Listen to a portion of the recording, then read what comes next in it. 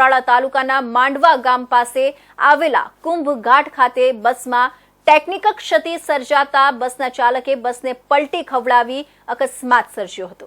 અકસ્માતમાં ઈજાગ્રસ્તોને સારવાર માટે કપરાડા સરકારી હોસ્પિટલ, ધરમપુર સ્ટેટ હોસ્પિટલ અને વધુ સારવાર માટે વલસાડ સિવિલ હોસ્પિટલ અને વધુ સારવાર માટે સુરત રિફર કરવામાં આવ્યા હતા। વલસાડ જિલ્લામાં અકસ્માત બન્યો હોવાની જાણ લોકસભાના દંડક અને વલસાડના સાંસદ ધવલ પટેલને થતા ધવલ પટેલે વલસાડ સિવિલ હોસ્પિટલમાં સારવાર મેળવી રહેલા લક્ઝરી બસના ચાલકની મુલાકાત લઈને ઘટનાક્રમ જાણવાનો પ્રયાસ કર્યો હતો। વલસાડ જિલ્લાને અડીને આવેલા મહારાષ્ટ્રના શિરડીથી સુરત સુધી રોજ ઉપડતી સદગુરુ શિવમ ટ્રાવેલ્સની બસમાં શિરડી અને નાસિક મળી કુલ 30 જેટલા યાત્રીઓનું બુકિંગ લઈને ટ્રાવેલ્સની બસનો ચાલક સુરત જવા નીકળ્યો હતો। બસના ચાલકે વધુ રૂપિયા કમાવવાની લાલચે રસ્તામાંથી સુરત તરફના યાત્રીઓને વિધાઉટ ટિકિટ બેસાડ્યા હતા। અંદાજે 65થી વધુ યાત્રીઓને લઈને બસ સુરત તરફ જઈ રહી હતી, જે દરમિયાન વલસાડ જિલ્લાના કપરાડા તાલુકાના માંડવા ગામ પાસે આવેલા કુંભ ઘાટ પાસે પહોંચતા યાત્રીઓની ઓવરલોડ ભરેલી સદગુરુ ટ્રાવેલ્સની બસમાં ટેકનિકલ ક્ષતિ સર્જાતા બસ ચાલકને કંટ્રોલથી બહાર જતી રહી હતી। બસના ચાલકે પણ મોટી દુર્ઘટના સર્જાય તે પહેલા યાત્રીઓથી ખીચોખીચ ભરેલી ખાનગી લક્ઝરી બસના ચાલકે બસને પલટી ખવડાવી દીધી હતી। અકસ્માતમાં 30 જેટલા યાત્રીઓને નાની મોટી ઈજાઓ પહોંચી હતી। ઘટના અંગે સ્થાનિક લોકોએ 108ની ટીમને કપરાડા પોલીસની ટીમને ઘટનાની જાણ કરી હતી।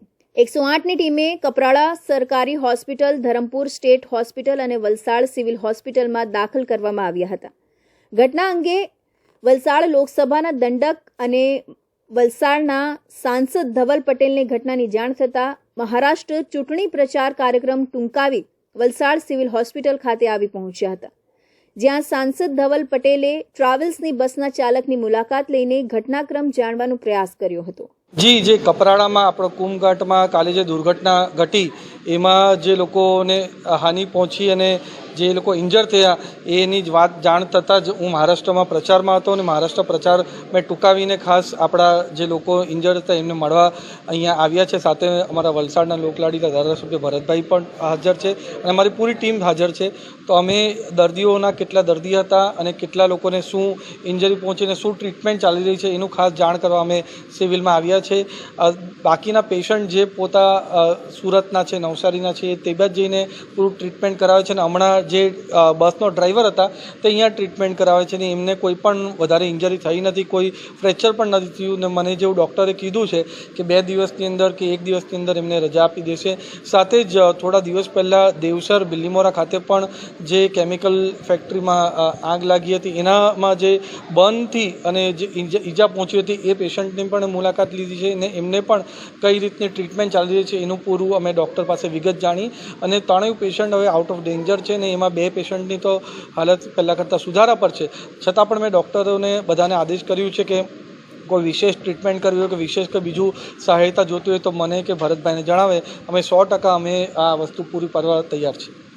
જી બિલકુલ। આ પોલીસના અમારા જે અધિકારીઓ છે એ ઓવરલોડ છે અને બાકી જે લોકોનું પણ એમના તરફથી ઘટતું નથી થયું એના માટે પૂરું અમારું પોલીસ એક્શન લેશે। ત્યારબાદ બિલીમોરાની એક કંપનીમાં લાગેલી આગની ઘટનામાં દાઝી ગયેલા 3 લોકોની પણ મુલાકાત લઈને આગ લાગવાનો ઘટનાક્રમ જાણવાનો પ્રયાસ કર્યો હતો। વલસાડ સિવિલ હોસ્પિટલમાં સાંસદ ધવલ પટેલ, ધારાસભ્ય ભરતભાઈ પટેલ સહિત બીજેપીના અગ્રણીઓ સાથે વલસાડ સિવિલ હોસ્પિટલની મુલાકાત લીધી હતી।